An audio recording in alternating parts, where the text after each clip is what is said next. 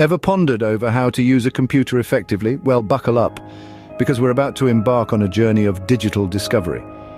A computer is an electronic marvel that processes and stores data according to a set of instructions known as software.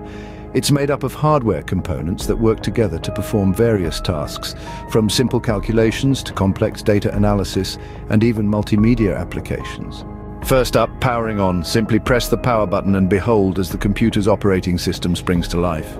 Next, depending on the security settings, you might need to log in. Enter your username and password if required. Once logged in, you'll encounter the desktop environment.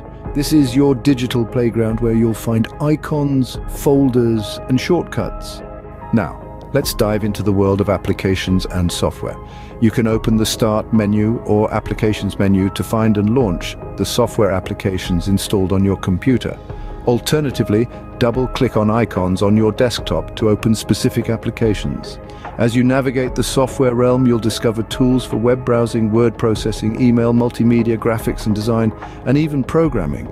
File management is an essential skill in your computer journey. Save files to specific folders to keep them organized. Open files by double-clicking on them or using the Open option in software applications. Navigate and manage files and folders using the File Explorer or Finder. The internet is a vast digital ocean waiting to be explored. Connect to Wi-Fi networks for access and then browse websites, watch videos, read articles and engage in online activities.